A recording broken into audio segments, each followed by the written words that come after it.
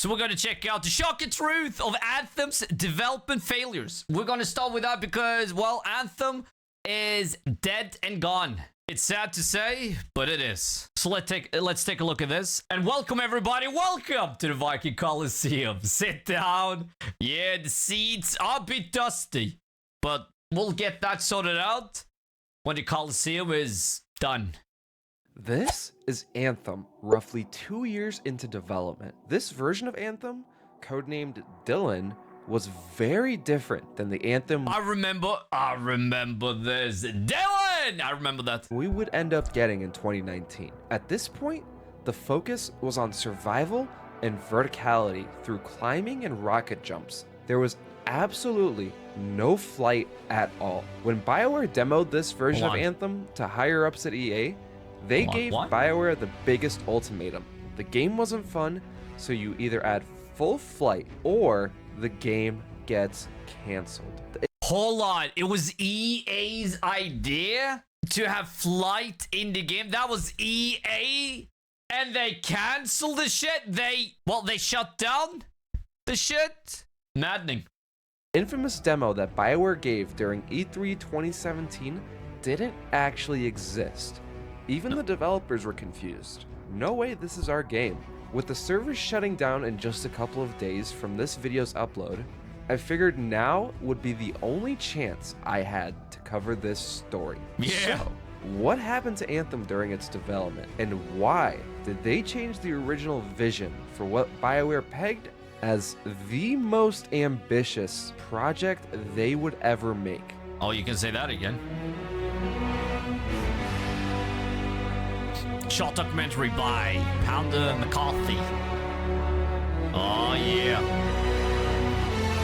It's sad we can't play this again. I'm Pounder McNasty, and I make development deep dives into your favorite video games.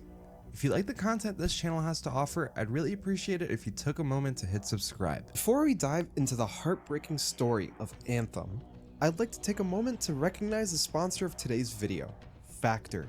Balancing a full-time job while making these deep dive documentaries means I'm basically always in crunch mode. To keep my energy up without wasting hours in the kitchen, I've been using Factor. Factor delivers fresh, never frozen, chef-crafted and dietitian-approved meals straight to your doorstep, ready to eat in just 2 minutes. It's never too early or too late to start your wellness journey, and Factor makes that consistency easy by eliminating the stress around cooking and cleanup. What I love is that Factor uses real ingredients. No refined sugars or artificial sweeteners. How much does it cost? I usually go for their protein-packed meals, which have around 30 to 50 grams of protein to fuel my recovery after the gym or a long day of working. They have over 100 rotating weekly options, and it's flavor-first nutrition that actually fits my schedule. Head to factor75.com or click the link below and use code POUNDERFB50 I might to get actually 50% do that. off your first Factor box, plus free breakfast for 1 year. That's code POUNDERFB. It's probably not for Europe though, so 50 at factor75.com It doesn't to get 50% off plus free breakfast for 1 year. And again, a huge thank you to Factor for sponsoring this video. To understand the genesis of Anthem, one must first understand the environment of BioWare in 2012. The studio had just concluded the Mass Effect. Oh, yes. We gotta play this. Hopefully, my plan, like, during the summer. Maybe earlier. It depends on what games we play before that. But, yeah. Mass Effect. We're gonna play it through the whole trilogy. I really want to jump back in. Trilogy.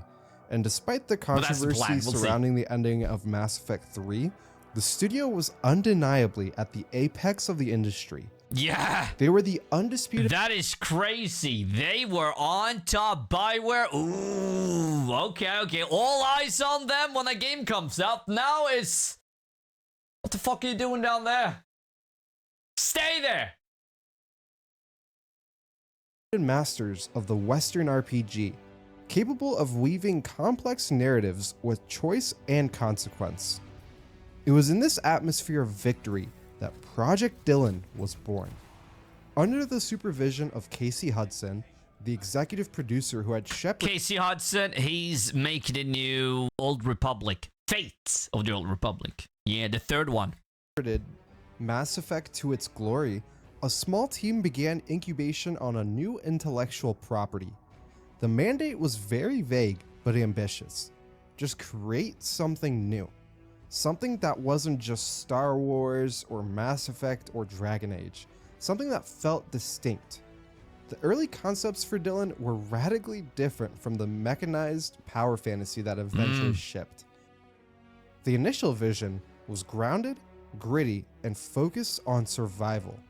The team envisioned a hostile alien world where humanity was not the conqueror but the prey. This version of the game was heavily influenced by the unforgiving mechanics of Dark Souls. The narrative hook for this early iteration centered on a gravitational anomaly, a Bermuda Triangle of space. This anomaly would pull passing... This game they start to make before Anthem sounds way more interesting. starships down to the planet's surface, stranding their crews in a lethal, untamed wilderness. If they made, like what he's talking about now, if they made that as a single-player game instead of multiplayer, EA fucking dropped the ball. They were all in on multiplayer. Now it's all single-player, if any. Are they even... Do they have any single-player games? In this Bermuda Triangle like new concept, ones? the player wasn't an armored superhero. Hold on. This concept right here, it was supposed to be 2.0. They were a scavenger scraping by on a planet where everything was significantly more powerful than they were. The game... Yeah. This right here he's talking about was the whole concept for 2.0. So they sort of went back to the drawing board, but also bringing up old lore and what they really started on. Play loop focused on seeing how long one could survive in the wilds before succumbing to the elements or to the fauna. This vision was compelling, but it was also incredibly difficult to execute within the constraints of the technology available. The first major fracture in this project's foundation occurred in 2014. Casey Hudson, the visionary figurehead leading the project, departed BioWare. His exit created a massive power vacuum at the very top of the Dylan hierarchy. In game development... Yeah! I remember Casey fucking hell! Anthem was Casey Hudson's baby. That was his idea. And when he left, he thought it was in good hands. But then there was a different leadership. After different leadership, they didn't know what the fuck to do with the game. That I remember. Holy shit. Yeah, sad to see him gone. Anthem would have lived today, I think. But in a different kind of shell. The vision holder is the individual who breaks ties. When the art director wants a stylized look and the design director wants photorealism, the vision holder is who decides. Yes. When Hudson left, Dylan lost its tiebreaker. The project was left in the hands of a leadership team that, while talented, lacked the singular authority to make painful decisions. The result was a descent into design by committee, where ideas were debated endlessly without resolution. The project entered a period of drift that would last for years. Nobody was leading this project. Started out as Project Dylan. We were just thinking for many years as we were finishing out the Mass Effect trilogy, we were just thinking about, like, where should games go? Following Hudson's departure, the game was officially titled Beyond internally. This title reflected the core concept of the game, leaving the safety of the fortress walls to explore the dangerous unknown beyond. However, the team struggled to define what players would actually do in the beyond. The survival elements, while thematic, proved difficult to monetize and structure into a long-term service plan. The team oscillated between conflicting design pillars. Survival versus power. It's so important with a good leader. And a good leader takes the hard decisions. Okay, even though you're gonna hurt some feelings, well, fuck that. I'm gonna make the best game I possibly can, even though people don't agree. And, well, after Casey left, no one did that. And EA, you know, they trusted Bioware. But they should have had a little more hands-on after Casey left. Tower Fantasy. Was the game about feeling vulnerable or feeling powerful? Procedural versus handcrafted. Should the world be procedurally generated to ensure infinite replayability, or handcrafted? Multiplayer versus narrative. How does one tell a chosen one story when there are 3 other chosen ones in the lobby jumping on tables during the cutscenes? The game remained in pre-production for nearly 4 years. The team built... Holy shit! In pre-production for 4 years? Built prototypes, discarded them, and built new ones. They had cool assets, creature models, environmental art, and lighting tests, but they did not have a game.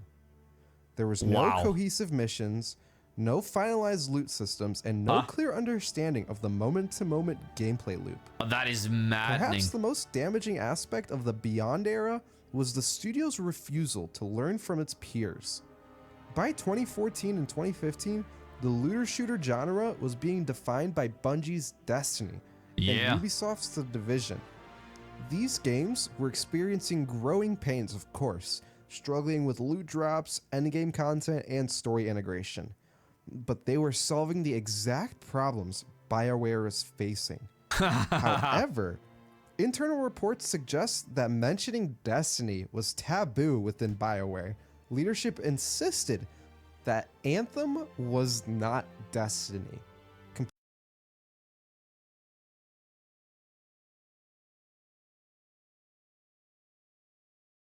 Comparisons were discouraged. If a designer suggested a feature that sounded too much like Destiny, it was often shot down. What the Arrogance fuck? prevented the team from analyzing Destiny's failures. Instead of standing on the shoulders of giants, BioWare chose to stand in their own shadow, blindfolded. What the fuck? They were doomed to repeat the same mistakes, lack of content. I bet you there's a lot of other studios that is doing the same thing. This makes sense. I remember we read this article. I think I even covered it way back when. No, that is maddening. That is just crazy. Holy shit. I mean, okay. You have a game. What the fuck, Casey? Why did you leave? You should never have left. Never. I get it though. That was he probably wanted to try something new, or EA was too much on his back. I don't know. He probably had his reasons, and it seems like he's doing good now. Just think, if they only had good leadership that had a clear vision, even though this was Casey's baby. Wow. I have no words, because if they just took a look at Destiny, they were fixing the problems they had at launch. Destiny had the same thing. And now, why not learn from the competition? Warframe, hey, take a look at it. The First Descent, take a look at Warframe. Like, we had many looter shooters. All were struggling with the same thing as Destiny. But finally, now we can separate Destiny, Warframe, and Division. Those 3 are fucking leading way on top in the looter shooter genre. Where's Anthem? Well, it should have been right next to Warframe. Those two should have just to infinity and beyond. But no, those chicken asses at BioWare said, well, not only one thing, not two, many. And they couldn't agree on one thing. They had votes. They were voting on what to keep and what the fuck. Repetitive mission. Why not just have a little, have a dinner, have a meal with Casey? Okay, what was your vision? I want to see that to fruition. I think. I want to see that to fruition. And then he tells you, okay, I'll make you proud. Like, how hard is that? That Bungie had already made and fixed years prior. While the creative team struggled with the identity, the technical team was fighting a losing war against their own tools. Another big pillar that led to the failures of Anthem was actually one of the biggest blunders EA has ever made as a publisher. Yeah, Frostbite. Frostbite, I mean. The Frostbite engine was developed by DICE for the Battlefield series originally. It's a spectacular engine for rendering photorealistic environments, destruction, and first-person shooting mechanics. However, EA executives mandated that all internal studios use Frostbite to standardize technology and eliminate third-party licensing fees for those used in Unreal Engine or Unity. And now they don't use it. Now they don't use it. Like here, they show Inquisition. They had the same problems with the engine. And then they had the Need for Speed team. Same thing with the engine. So many problems. Just, hey, we have Unreal Engine. Come on. Yes. And now, they're not even making any bucks on the games. For BioWare, a studio specializing in third-person RPGs, Frostbite was a nightmare. Like, they have a big history with Unreal Engine. They use that in Mass Effect 1 and 2 and 3! The engine lacked basic features required for role-playing games. Right? Frostbite didn't natively support the complex save states of an RPG. There was no backend for tracking thousands of loot items with randomized stats. And the branching dialogue trees, BioWare was... And that is, like, what the fuck? And that is what they had to do extra. Build on, like, fucking Frostbite. Like, a side project, building that engine for looter shooter. And making everything else. It just, what was it? 18 months. All the other shit was just pre-production, just trying to find out this and that, and then they had to actually build it, and then it was just, what the fuck are we doing now? Now we have to build an engine too? Famous for had to be built from scratch. The problem was exacerbated by BioWare's position in the EA hierarchy. When BioWare developers encountered a bug in Frostbite, they had to submit a ticket to the central Frostbite support team. What? However, that team was often busy supporting things like FIFA and Battlefield, games that generated billions in revenue. Anthem, an unproven new IP, was low on that priority list. BioWare developers would wait weeks for a fix or be forced to create hacky workarounds that destabilized the codebase. And as if the internal struggles weren't enough, Anthem was developed across two geographically and culturally distinct studios: BioWare Edmonton in Canada and BioWare Austin in Texas. Whoa! Holy shit! Yeah, that is two completely different. What do you call it? Like socialism? Like what the hell is it called? Either way, like that is two different kind of upbringing and all that. What the fuck? Okay. Damn. Yeah, this is everyone's fault, but especially EA. They also have like EA don't like Dragon Age. That's why they put so much money into Mass Effect and want that to succeed. I don't know, like it doesn't make sense with Andromeda, but the Dragon Age team really need to fight their way, especially with Inquisition. They had to fucking fight. Like, hey, we need this. We need it. Like, we need it out. We need a fix on that and shit. But they don't care. Like, okay, we can wait. Now it's a Mass Effect team's time.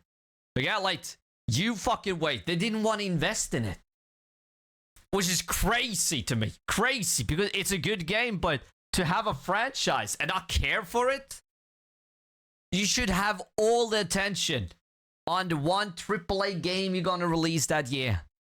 Edmonton was the mothership. Fucking hell.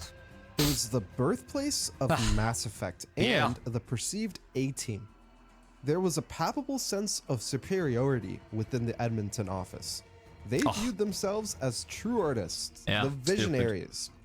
BioWare Austin, conversely, was viewed as the B-team or support studio. Established to run Star Wars: The Old Republic, BioWare Austin specialized in online live service games. They understood server architecture, multiplayer pacing, and the economies of an MMO.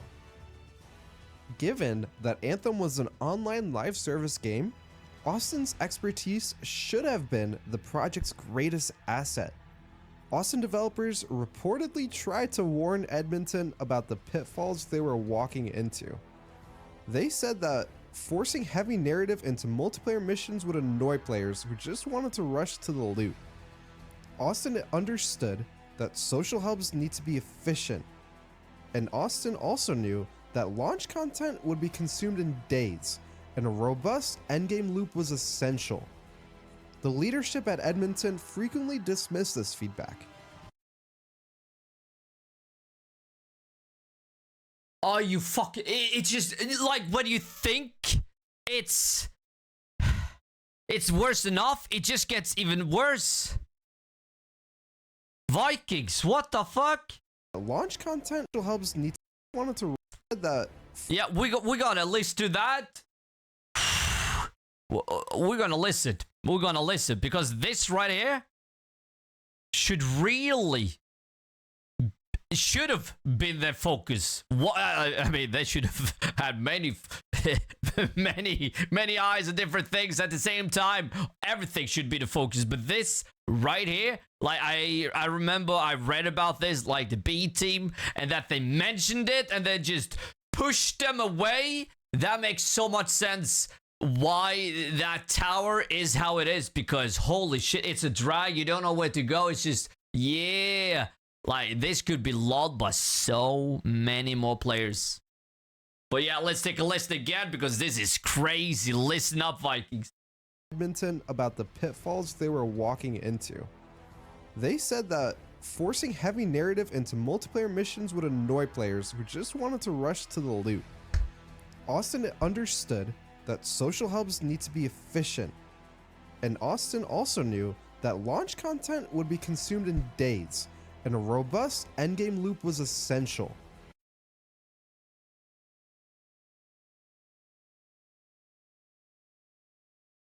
The leadership at Edmonton frequently dismissed this feedback.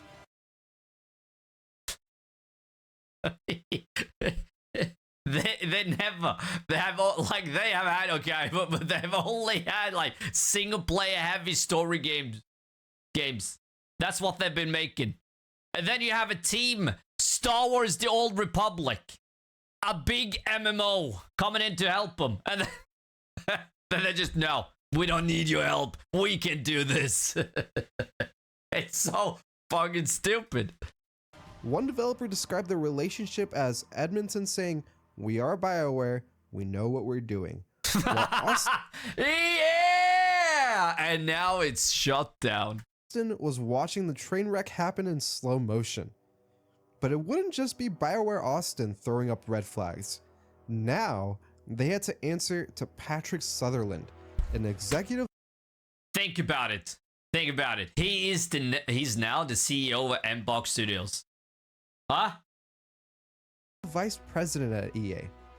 And if you've seen my Arc Raiders video, you know that Patrick is one of the most decorated executives in the history of gaming. Yep. His reach spans from Battlefield, Battlefront, the finals, and of course Arc Raiders. He's fucking huge. So, what did Patrick say when he saw the demo Yeah, was this about the for flying? Anthem? In 2017, BioWare leadership prepared a major demo for Patrick. This demo, known as the Farm Build, represented the best version of the game they had. It was a grounded survival game. It did not feature flight. And Sutherland hated it.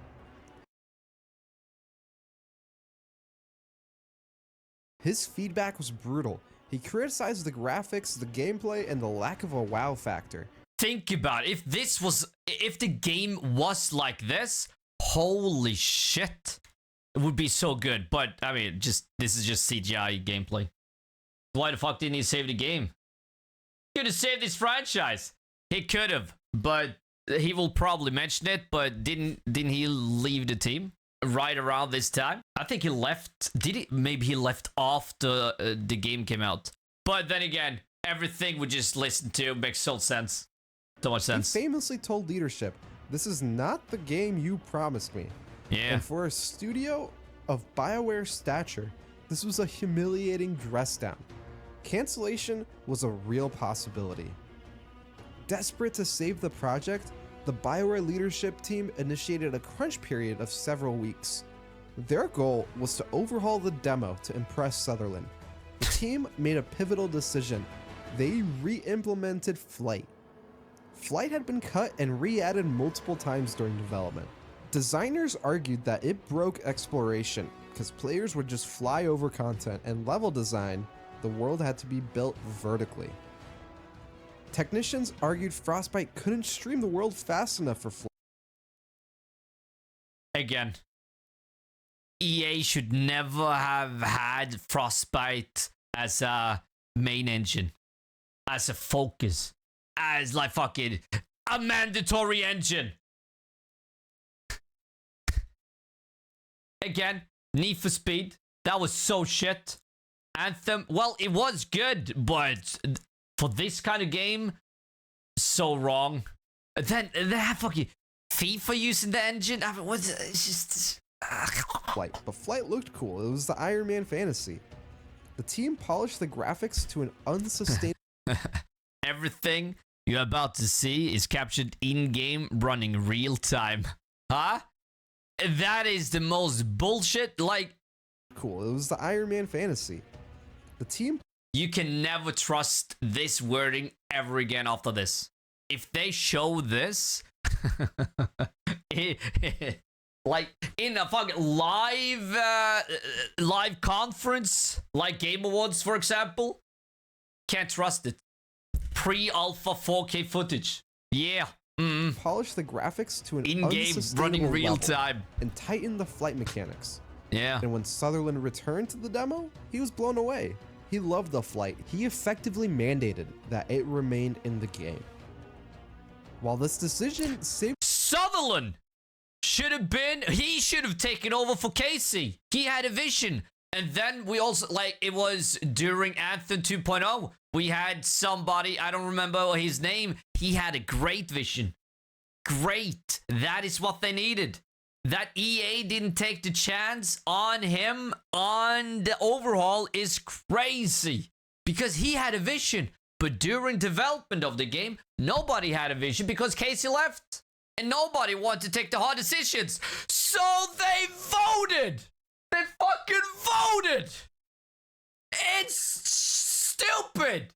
And then again, you have a multiplayer studio that is making an MMO, that has made an MMO, making post-launch content for it. They know how the servers work. They know how the matchmaking work. They know how the loot works and all that. They know what multiplayer people want. And then they say, no, it's just fucking stupid. What? Casey, you should never have left. The project from Cancellation, it broke the game design. The entire world, built for a grounded survival game, had to be scrapped and redesigned for verticality. 4 years in pre-production. And the fact that the engine couldn't load the world fast enough, developers had to add shapers, which were kind of like these fog walls, winding underwater tunnels, and empty space to slow the player down. Enemies designed for ground combat couldn't fight a flying player. The AI had to be reworked, but ended up being dumb firing turrets because complex tracking was way too difficult. And now, BioWare had the ultimate test. Create a public reveal for Anthem, for a game that at this point simply did not exist.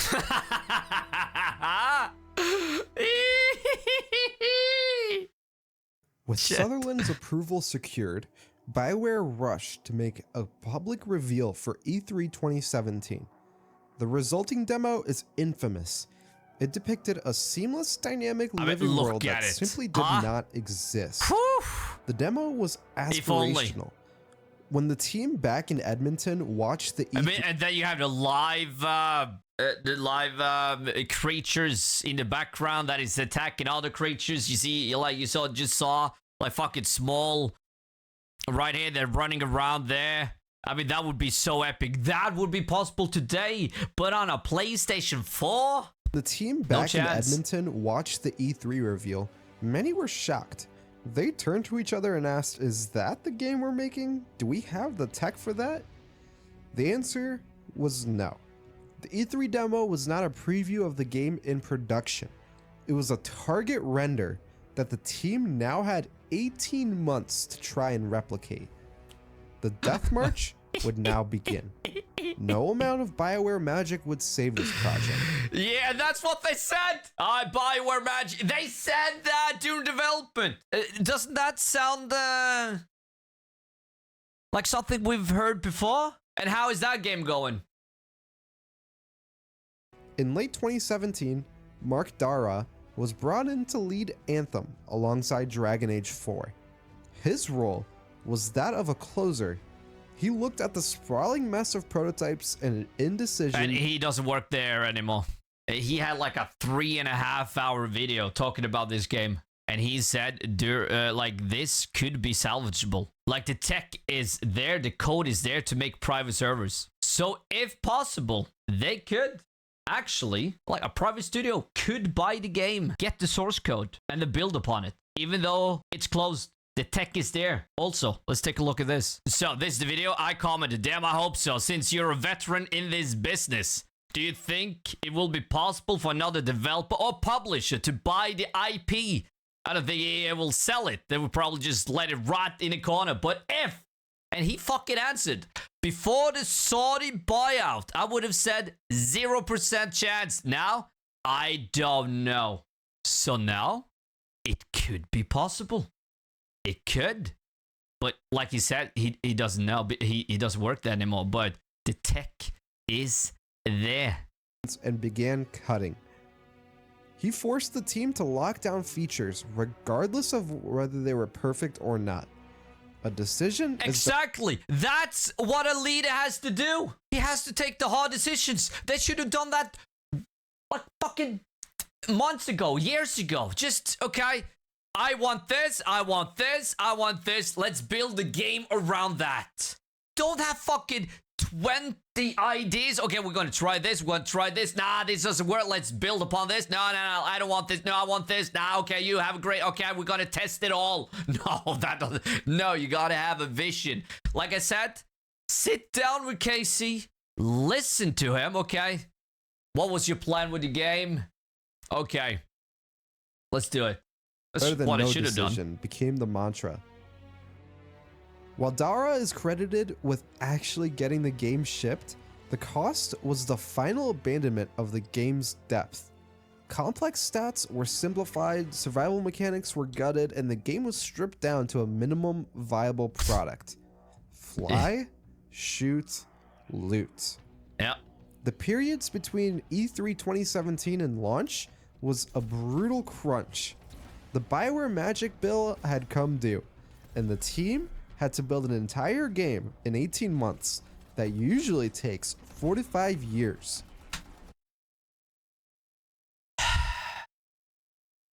The toll on the staff was catastrophic, to say the least. It became common for developers to disappear for weeks or months on stress leave.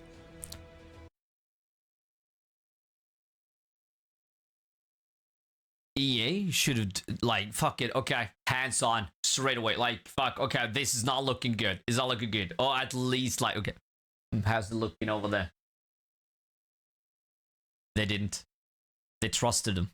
They're doing the same thing with the new Mass Effect. No, I trust them, but now, all the veterans are back for Mass Effect 4, which is good, but they're a small-ass team, very small.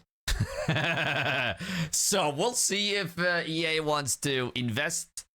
But like they've said, if there's any RPG game they want to invest in, is Mass Effect. Apart from that, it's just FPS. Stupid, but that's how it is. This was so prevalent that it was just an accepted part of the production cycle. Developers describe booking meeting rooms just to go cry in private. What Veteran the talent fuck? burned Holy shit. out by the chaos began to leave. The departure of writers like Drew Karpyshyn and designers like Steve Gilmore signaled a loss of faith in the project. Even this deep in production, the team refused to learn from Destiny.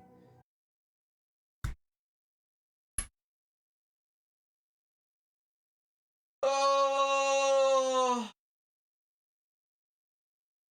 holy fuck.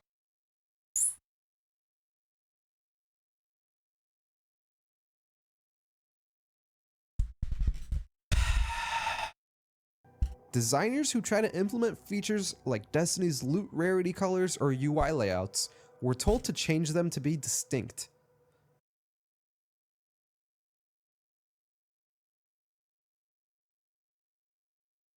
This led to a UI that was objectively worse, clunky, unintuitive, and obscure, simply for the sake of being different. And that's what I said.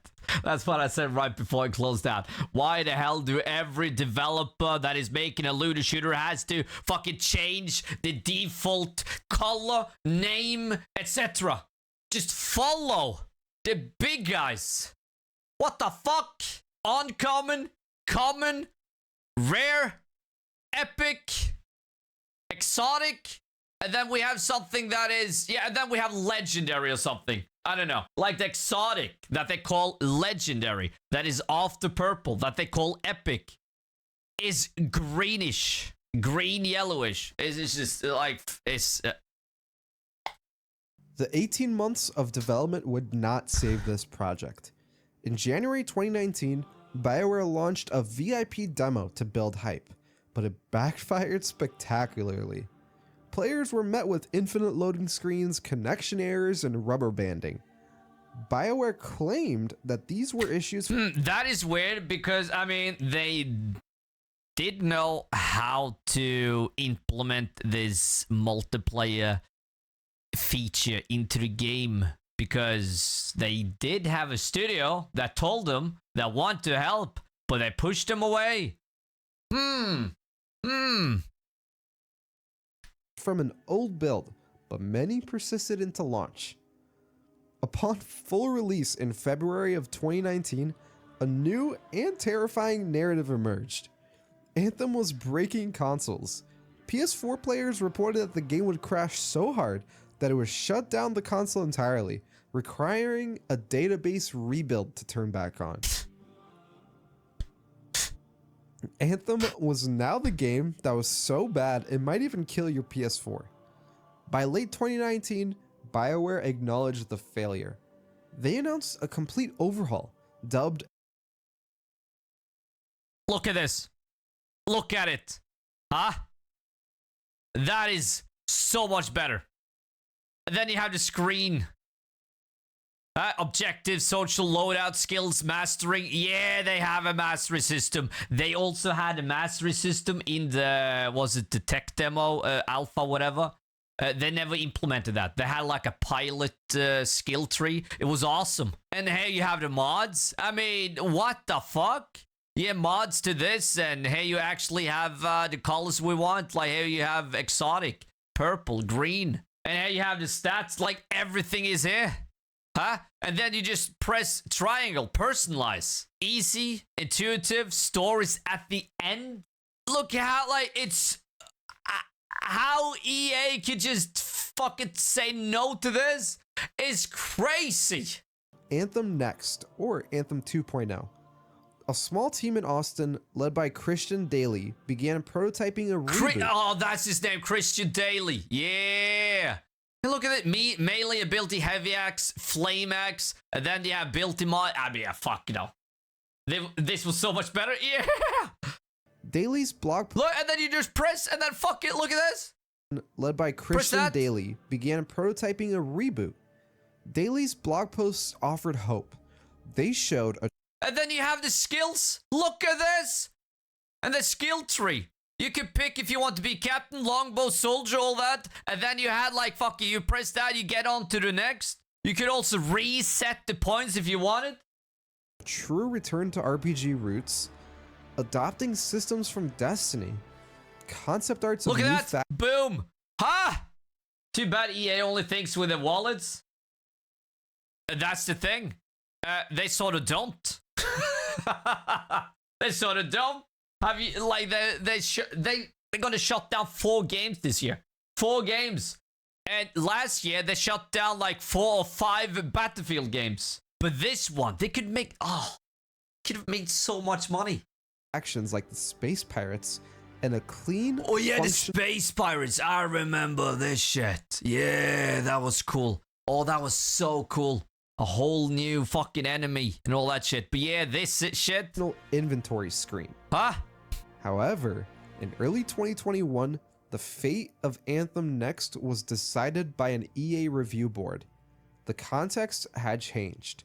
This was during a time when remote work had slowed down productivity due to the pandemic, and with the Mass Effect Legendary Edition succeeding and Dragon Age the Veilguard in production,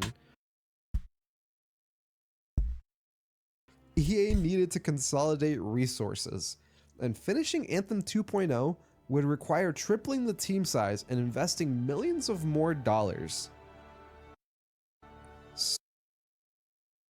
Tripling the team size and investing millions of more dollars. What the fuck did they do to this game then?